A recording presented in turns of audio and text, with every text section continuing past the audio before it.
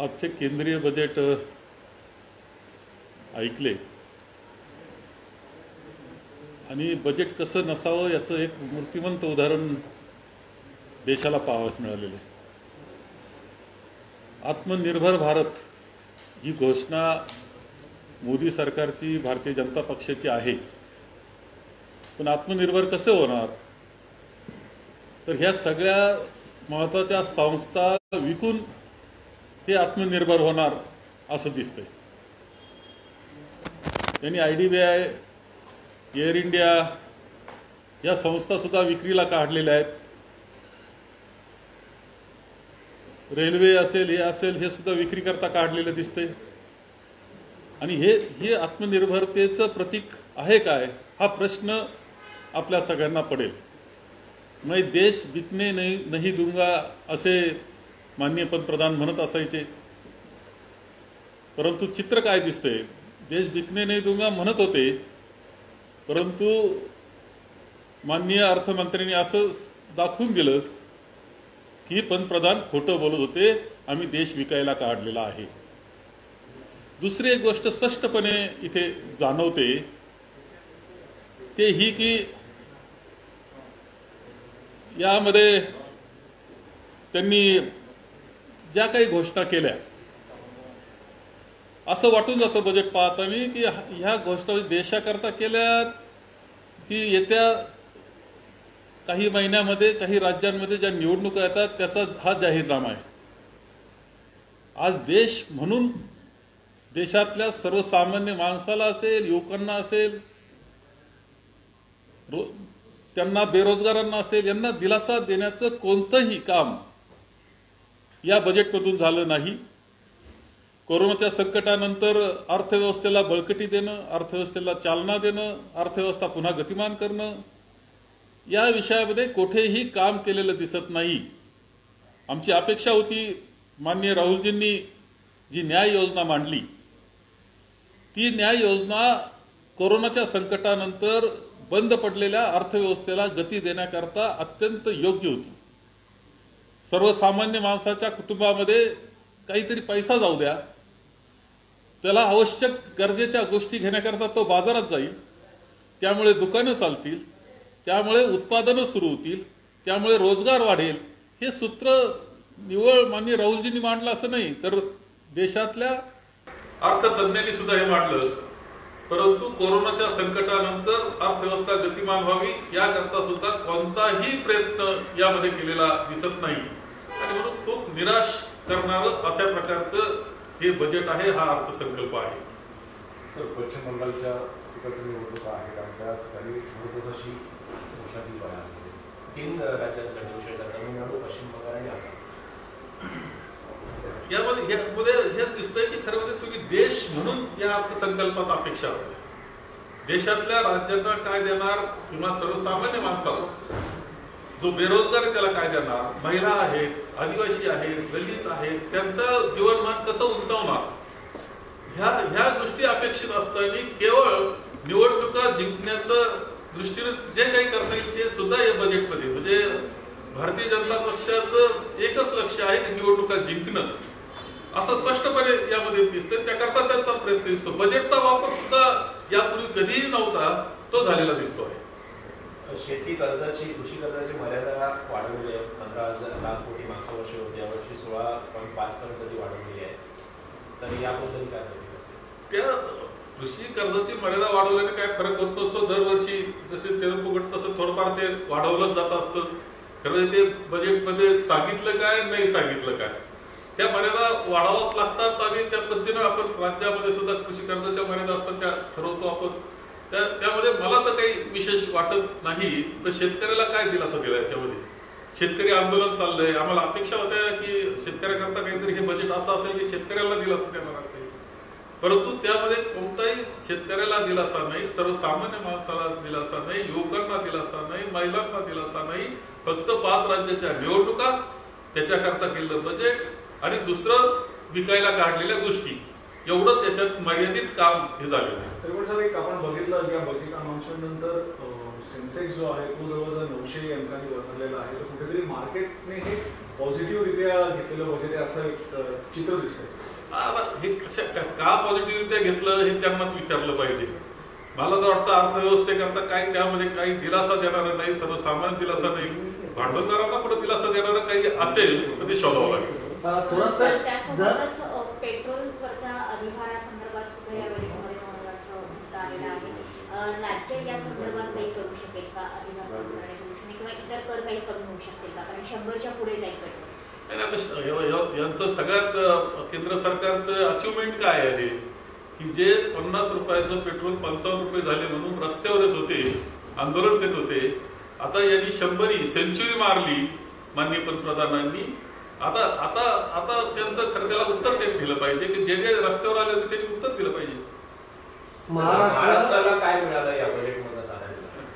महाराष्ट्राला काय मिळालं खरं म्हणजे मी पाहिलं की नाशिकच्या मेट्रोला मदत मिळाली. खरं म्हणजे किती अपुरी गोष्ट आहे. आणि आम्ही अपेक्षा ठीक आहे या तर गोष्टी प्रशासनामध्ये होतच असतात, त्या दाखवण्यापेक्षा आम्ही सर्वसामान्य माणसाला काय दिलं त्याचं जीवनमान उंचवलं, देश म्हणून याचा विचार केंद्रीय बजेटमध्ये अपेक्षित असतो, काहीच दिसत नाही.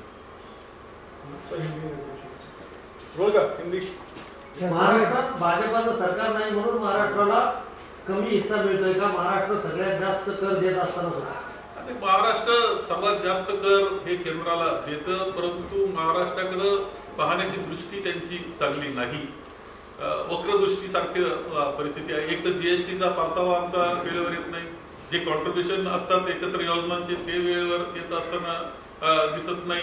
या सगळ्याच गोष्टी आम्हाला दिसतात. या व्यतिरिक्त महाराष्ट्राकरता आणि मुंबई करता असं आहे की मुंबई सगळ्यात महत्वाचं आर्थिक केंद्र आहे की जे खूप उत्पन्न मोठ्या प्रमाणावर केंद्राला देत असतं, परंतु त्याला सुद्धा कुठं दिलासा देणारी कोणतीही गोष्ट यामध्ये दिसत नाही. सर हिंदी में जानना चाहेंगे बजट कैसे आप उसको असेस करते हैं, आपकी असेसमेंट क्या है? ये बजट मुझे तो ऐसा लगा कि ये जो 5 राज्यों में इलेक्शन होने वाले हैं उसका जाहिरनामा जो है वो उन्होंने दिया है कि क्या सबकता में पूरा देश के लिए कुछ किया है ऐसा तो कुछ दिखता नहीं. और दूसरा ये दिखता है कि माननीय पंतप्रधान महोदय इलेक्शन के पहले भाषण में बोलते थे कि मैं देश नहीं बिकने दूंगा. यहाँ तो ऐसा दिखता है कि ये देश बिकने को निकले. और दूसरी अगर आप उसमें बात देखें कि सामान्य नागरिकों के लिए बेसिकली इसमें क्या है, और पेट्रोल के जो दाम दिन ब दिन बढ़ते जा रहे हैं. अगर मुंबई की अगर बात करें तो तकरीबन 90 रुपये से भी ज़्यादा 90 रुपीज़ पेट्रोल के दाम है. उसको मद्देनजर रखते हुए कुछ टैक्सेस कम करना चाहिए था, आपको लगता है? कोरोना के संकट के बाद अगर अर्थव्यवस्था को गति देनी है तो उसमें सर्वसामान्य जो लोग हैं उनके लिए कुछ आर्थिक तरतूद करनी चाहिए थी कि जो माननीय राहुल जी ने बताया था न्याय योजना. आप पूरी फैमिली के लिए, कुटुंब के लिए आप उनको कुछ पैसा दे दो, वो मार्केट में जाएंगे, जीवनावश्यक जो चाहिए वो खरीद देंगे, तो प्रोडक्शन बढ़ जाएगा, रोजगार बढ़ जाएगा. ये योजना न्याय योजना थी. तो ये इस परिस्थिति में वो बहुत अच्छी योजना थी, लेकिन कोई सर्वसामान्य लोगों के लिए कोई योजना इसमें नहीं है. अर्थव्यवस्था को गति देने के लिए भी कोई योजना नहीं. पेट्रोल के दाम के बारे में तो सब देखते हैं कि अभी तो सेंचुरी पार होने वाली है. पहले ऐसा दिखता था कि 50 से 55 हुआ था तो भी भारतीय जनता पक्ष के सब लोग रास्ते पर आए थे. आज सेंचुरी पार के बाद वो कहाँ है, वो कहाँ बैठे, छुप के बैठे. सवाल आपके ऊपर लग रहा है कि स्टेट गवर्नमेंट जो टैक्सेस देती है पेट्रोल के ऊपर वो क्यों नहीं कम करती? क्या ऐसा प्रावधान इस बार के स्टेट बजट में? ये तो कंट्रोल स्टेट के लिए उत्पन्न का जो साधन है उसमें एक है. ये तो जिम्मेदारी जो है वो केंद्र सरकार के उन्होंने निभाना चाहिए. सर आप कह रहे हैं कि इस बजट में सामान्य आदमी के लिए कुछ नहीं है, लेकिन अगर हम स्टॉक मार्केट की बात करें तो स्टॉक मार्केट ने पॉजिटिव रिस्पॉन्स इसके ऊपर दिया है. मुझे मालूम नहीं मोदी सरकार पर कुछ तैयार होगा उनका, इसलिए देते होंगे. बाकी तो सर्वसामान्य गरीब लोगों के लिए कुछ उनका तो कुछ नहीं. कोई भांडवलदार लोगों, मुठभर भांडवलदार लोगों के लिए कुछ किया होगा. और आपको लगता है मुंबई को कहीं ना कहीं निगले किया गया है? मुंबई को पर तो ये सरकार हमेशा ऐसे ही देखती है कि अन्याय करती है. मुंबई तो सबसे ज्यादा टैक्स जो है उसका कलेक्शन मुंबई और महाराष्ट्र से केंद्र सरकार को जाता है. तो हमारी अपेक्षा रहती है कि मुंबई के लिए भी कुछ करो, तो कुछ करते नहीं. आपने महाराष्ट्र सरकार की तरफ से कुछ एक्सपेक्टेशंस भेजी थी कि कुछ खास करके प्रोजेक्ट्स के लिए महाराष्ट्र सरकार को सेंटर की तरफ से बजट हमेशा अपेक्षा तो हमारी रहती है। माननीय मुख्यमंत्री महोदय, हमारे माननीय उप मुख्यमंत्री महोदय सदा संपर्क करते हैं कि हमारे लिए दे दो। जीएसटी का परतावा भी ठीक से देते नहीं, उससे ज्यादा अपेक्षा करना भी ठीक नाही, लेकिन हम करते। सर पण आपण जर बघितलं तर जवळ विमा क्षेत्रामध्ये फॉरेन डायरेक्ट इन्व्हेस्टमेंट ती 49% होती, ती 84% करण्यात आलेली आहे। आणि दुसरी गोष्ट की ज्या पद्धतीने ज्या बँका होत्या, ज्या काही बँका अजून 2 बँकांचं खाजगीकरण केलं जाणार आहे, तर कशा पद्धतीने बघता? कारण की खाजगी जे प्लेयर्स आहेत ते सरकारी जे परिस्थिती आहे किंवा ते मार्केट आहे त्यामध्ये घुसताना दिसत आहे। तर ते आपली विमा कंपनी जी आहे LIC ही अत्यंत महत्वाची अशी कंपनी आहे आणि ती अत्यंत चांगली सक्षम, आर्थिकदृष्ट्या सक्षम आहे। तिचा उपयोग, तिच्या भांडवल जे तिच्याकडे होतं तिचा उपयोग त्यांनी इतर ठिकाणी केला, तिला दुर्बल बनवलं, आता ती विकायला काढली आणि ज्या संस्था अत्यंत सक्षम आपल्या आहेत त्या संपवण्याचं, म्हणजे खऱ्या अर्थानं काँग्रेस पक्षानं 70 वर्षामध्ये जे काही उभं केलं होतं जनसामान्याकरता आणि देशाला ताकद देण्याकरता, ते सगळं मोडीत काढण्याचं काम हे चाललेलं आहे। IDBI ही इंडस्ट्रियल डेव्हलपमेंट बँक अत्यंत महत्वाची बँक आहे की इंडस्ट्री डेव्हलप होण्याकरता तिनं काम करावं ही अपेक्षा आहे, ती सुद्धा विक्रीला काढलेली दिसते। इतक्या महत्वाच्या संस्था ह्या संपून टाकायला आणि खाजगीकरण करायला हे निघाले आहे। त्यांचा उद्देश काय? आत्मनिर्भर भारत आपण म्हणतो, ते स्वयंपूर्ण व्हायचं, आत्मनिर्भर व्हायचं। आता हे विकून आत्मनिर्भर होणार का?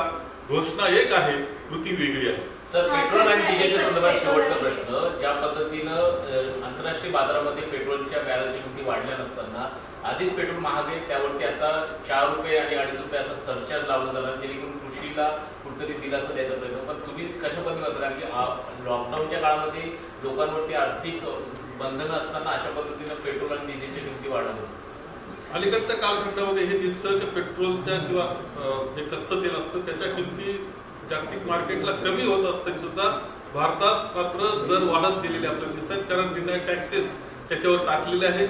मोठ्या प्रमाणावर सर्वसामान्याच्या खिशातून पैसा काढण्याचं काम आहे, कारण पेट्रोल आणि डिझेलच्या किमती ज्यावेळेस वाढतात त्यावेळेस त्याचा परिणाम हा सर्व मार्केटवर होत असतो, सगळ्या वस्तूंवर होत असतो, ते सर्व महाग होत असतं, महागाई वाढत असते, कारण वाहतूक ह्या सगळ्या गोष्टी महत्वाच्या असतात। सर्वसामान्याच्या खिशातून हा पैसा काढला जात असतो, परंतु त्याचं कोणतंही सोयीसूचक या सरकारला नाही। पैसे उभे करायचे आणि कुठं खर्च करताय हे सुद्धा समजत नाही, अशी अवस्था आज दुर्दैवाने दिसते आहे। याला पूर्णपणे जबाबदार केंद्र सरकार। सर, राज्यातले जे इतर अधिभार आहेत ते कमी केले जातील का राज्याच्या बजेटमधून? पेट्रोल डिझेलच्या किमती थोड्या नाही, इथं महत्वाचं म्हणजे त्यांनी अधिभार वाढवायचे ना आम्ही कमी करायचे, ही तरी कुठलं आहे? शेवटी राज्याला सुद्धा बजेट हे चांगलं ठेवावं लागतं, प्रयत्न करावं लागतात। त्यांनी मात्र विनाकारण भार वाढवायचा आणि त्याला मदत करण्याकरता म्हणजे लोक असं नाही जमणार। त्यांनीच ठरवले ज्यावेळेस कच्च्या तेलाच्या किमती जागतिक मार्केटमध्ये कमी होत आहेत त्यावेळेस विनाकारण जे वाढत चाललेली आहे ती दुर्दैवानं योग्य नाही, सर्वसामान्याकरता योग्य नाही। तुम्ही समाधानी आहात या बजेटवरून? पूर्णपणे मीच काय, सगळ्या देशांनी नाराजी व्यक्त केली पाहिजे। चला